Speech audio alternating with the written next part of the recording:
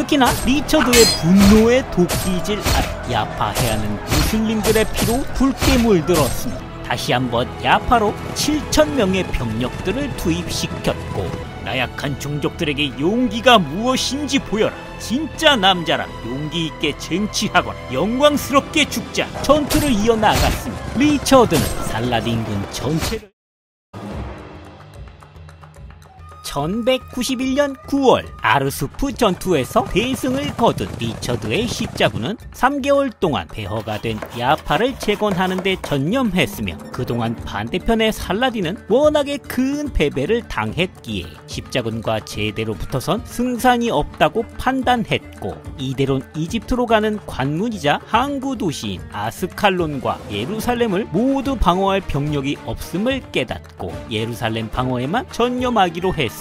그러면서 아스칼론을 스스로 파괴하고 폐허로 만들어 십자군이 써먹지 못하게 하고, 예루살렘까지 가는 길에 있는 소도시들이 람라, 리다 등의 마을과 식량을 모두 불태우고 우물엔 독을 불어놓으며 보급을 끊는 이른바 청야전술을 채택하고 예루살렘으로 들어가 방어했습니다. 십자군에게 예루살렘은 원정의 목표였지만 반대로 골칫거리였습니다. 지금 십자군 국가들은 해상권을 장악하고 있었기에 버티고 보급도 자유로웠으나 내륙 깊은 곳에 이슬람 영역 한가운데 자리한 예루살렘 공략은 지리적으로도 쉽지 않고, 행여 공략에 성공하더라도 언제든 살라딘군의 포위 공격을 받을 수 있으면서 보급면에서도 고립된다는 다수의 악재가 있었죠.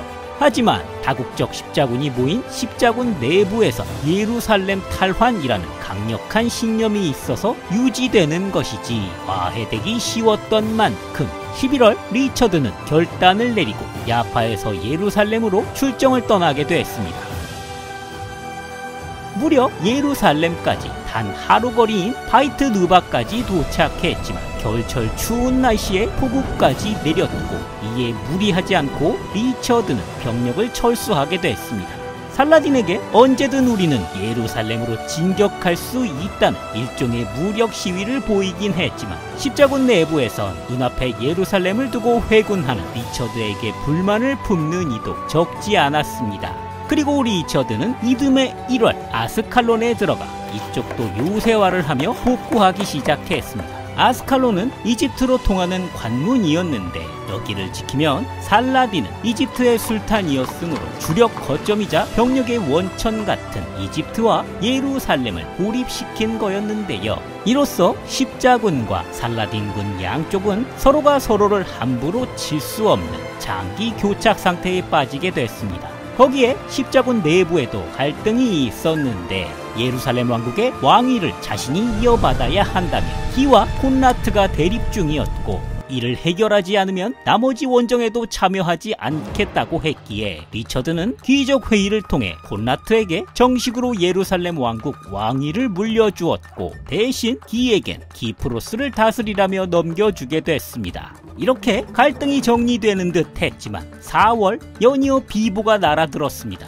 예루살렘 왕권을 이어받은 콘라트는 이슬람 어쌔신들에게 암살당했고, 저 멀리 고국에선 동생인 존이 자신의 왕위를 찬탈하고 영국을 차지하려 한다는 소식이 들어왔으니 고국으로 돌아가야 하는 리처드는 시간에 쫓기게 됐습니다. 사실 리처드는 예루살렘이 아닌 살라딘군 보급의 원천인 이집트를 먼저 쳐야 된다고 주장했지만 부하들의 반대가 극심했기에 6월 다시 한번 예루살렘을 공략하려 출정했습니다. 그렇게 다시 한번 리처드의 병력은 바이트 누바에 도착했습니다. 하지만 무더운 날씨에 무엇보다 제일 중요한 물이 현지에서 살라딘이 풀어놓은 독으로 먹을 수 없어 조달할 수가 없었습니다. 이는 가장 뛰어난 전력인 기마대를 쓰기 힘들었고, 동시에 리처드가 가장 중요시 여기는 보급 루트가 너무 길어져 애를 먹고 있었기에 또다시 야파로 회군하게 됐습니다. 거기에 추가로 멀리 고국에서 동생 존이 프랑스 왕 필리프 2세와 손을 잡고 필리프 2세가 영국 영토를 마음껏 침범하고 있다는 소식까지 듣게 됐으니 리처드는 7월 성지에서 철수하기로 결정했습니다. 야파엔 다수의 부상자와 약간의 수비대만 남겨놓고 주력군을 이끌고 아크레로 돌아갔고, 살라딘은 이 소식을 듣고 이때다 싶어 그동안 이를 갈며 모았던 원기옥을 터뜨립니다. 무려 62,000의 대군을 끌어모아 야파 요새 침공을 개시한 것이었습니다. 소수였던 야파의 수비대는 3일을 버텼고, 이윽고 살라딘 군에 의해 성문이 뚫렸으며 야파 수비대는 내부 성체에 갇히며 사투를 벌이고 있었습니다. 그리고 나크레에 전령을 보내 리처드에게 구원을 요청하게 됐습니다. 야파 요새는 쉽게 차지했으나 성체에서 의외로 강력한 결사항전을 하는 수비대에게 살라딘은 양측의 피해를 막고자 협상을 제시합니다. 8월 1일 오후 3시까지 너희 원군이 오지 않으면 항복하라고 말이지요. 이렇게 잠시 양측이 전투를 멈추고 시간을 기다릴 때 7월 28일 아크레에 전령이 도착해 리처드는 야파 함락 소식을 듣습니다. 이를 들은 리처드는 극대노하며 병력을 둘로 나눠 템플 기사단과 구호 기사단이 있는 주력 부대는 내륙으로 출진하고, 자신은 기습을 하기 위해 측근 정예를 이끌고 급하게 7척의 배를 타고 야파로 향하게 됐습니다. 그렇게 협상 기한일인 8월 1일 새벽 리처드는 야파 해안에 도착하게 됐습니다. 그의 나팔이 불렸고, 이를 보고 놀란 살라딘군은 급히 병력을 해안가에 소집했으며 성체를 방어하던 십자군 야파 수비대도 돌아온 군주를 보고 환호하며 성체를 방비했습니다. 이에 살라딘의 공세는 다시 시작됐고, 이렇게 내부에서 힘겹게 피터지고 있을 때 정작 리처드의 함선에선 원군이 오질 않고 있었습니다. 이미 야파 성체에 살라딘군 깃발이 펄럭이고 있었기에 리처드는 이미 야파는 살라딘군에 완전히 함락됐다고 판단하고 제대로 병력을 모아 공격하려 육지 쪽 병력도 오길 기다리고 있던 것이었죠. 이에 야파 수비대는 절망하고 있을 때 한 사제가 바다로 뛰어내려 필사로 헤엄쳐 리처드에게 도착했습니다. 왕이시여, 수비대는 지금 도살자들에게 쓰러져 가고 있나이다. 전하를 통한 하느님의 구원이 없는 한 모두 죽고 말 것입니다. 이를 듣고 놀란 리처드는 당치도 않다 라면서 전속력으로 야파 요새로 돌진을 했습니다. 얼마나 급하고 빨랐던지 미처 갑옷을 입을 시간도 없었고, 배가 정박하기도 전에 리처드는 맨몸과 배에서 신는 슬리퍼 차림으로 덴마크식 도끼 한 자루만 들고 바다에 뛰어들었습니다. 그렇게 군주를 따라 80여 명의 정예와 석궁병들이 따라 내렸고, 그야말로 전광석화 기습에 무슬림 병사들은 당황하며 쓰러졌고, 특히나 리처드의 분노의 도끼질 아래 야파 해안은 무슬림들의 피로 붉게 물들었습니다. 그렇게 십자군 왕은 성체 위쪽으로 돌진에 들어갔고, 순식간에 성벽 위에 살라딘 깃발을 내리고 영국 깃발을 다시 꼽았습니다. 그 상태로 내성까지 들어가 야파 수비대를 구원해냈으며, 이를 지켜본 살라딘은 혀를 내둘렀습니다. 아니, 이럴 수가. 대체 저들이 어떤 작전을 세운 것이냐? 우리 병력이 압도적으로 많지 않았더냐? 저자는 인간이 아니다 라고 말이지요. 그렇게 리처드는 수비대와 잡혀있던 포로들까지 규합해 곤비백산한 이슬람군을 야파 밖으로 몰아내기까지 해버렸습니다. 살라딘군은 병력을 수습하며 위쪽에서 리처드의 정규군이 야파로 내려오고 있다는 소식까지 듣게 됐으니 마음이 더 급해졌습니다. 바로 다음날 8월 4일 새벽 다시 한번 야파로 7,000명의 병력들을 투입시켰고, 리처드는 잠에서 깨 급하게 방어 병력을 모았습니다. 그에겐 고작 기사 50여 명과 기마대 15, 그리고 보병 2,000여 명이 있었고, 성벽도 무너져 직접 나와서 맞닥뜨려야 했으므로 십자군은 두려움에 떨고 있었고, 이를 보고 리처드가 말에 올라 소리 높여 외쳤습니다. 굳세게 버텨라.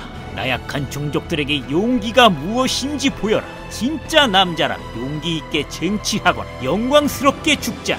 연설을 들은 십자군의 사기는 미친 듯이 치솟았습니다. 리처드는 재빨리 최전방엔 방패를 든 창병을 두고 후방엔 석궁병을 배치했고, 별동대로 자신은 기마대를 이끌었는데 살라딘군 군기병들의 화살은 십자군 중장갑을 뚫지 못했고, 반대로 십자군의 석궁 공격에 수많은 무슬림 병사들은 그대로 쓰러져 나갔습니다. 그리고 리처드가 이끄는 히마대는 괴물 그 자체로 닥치는 대로 이슬람군을 베어나갔습니다. 중간에 리처드의 말이 화살에 맞아 리처드는 말에서 떨어졌지만 그대로 벌떡 일어나 다시 맹렬하게 무아지경으로 싸우고 있었고, 이를 멀리서 감탄하며 지켜보던 살라딘은 측근을 시켜 말 2피를 리처드에게 보내주면서 이토록 용감한 용사가 땅바닥에서 싸워선 안 될 일이라고 전했다고 하고, 이를 들은 리처드도 감사히 말을 받아들이고 바닥하며 전투를 이어나갔습니다. 리처드는 살라딘군 전체를 거대한 공포심으로 덮어버렸고, 수적 우세에도 불구하고 되돌릴 수 없게 떨어진 아군의 사기를 보고 다시 패주하게 됐습니다. 이 전투로 무슬림 병사는 700명이 전사하고 십자군은 단 2명이 전사했습니다. 이것으로 3차 십자군 전투는 종료되게 됐습니다. 양쪽 다 오랜 기간 전투로 피로도가 극에 달했으며 1192년 9월 2일 3년간 평화조약을 맺게 됩니다. 십자군은 예루살렘은 차지하지 못했지만 자유롭게 예루살렘으로 성지 순례를 할 수 있게 됐으며 해안 도시들의 지배권을 인정받았고 이슬람에겐 아스칼론을 돌려주었습니다. 3년 후에 다시 예루살렘을 되찾으러 오겠다고 리처드는 살라딘과 약속을 했고, 그렇게 10월 아크레에서 리처드는 고국으로 돌아갔습니다. 물론 3년 후에도 살라딘과 리처드라는 두 리더는 영원히 만날 수 없었고, 이후에도 1291년까지 크고 작은 십자군 원정은 계속됐으나 3차 원정만큼 대규모 원정도 없었고, 이후부턴 종교전쟁의 탈을 쓴 그야말로 서로의 이권 다툼으로 전락한 원정이었으며 결국 예루살렘 탈환도 하지 못하고 끝나게 됩니다.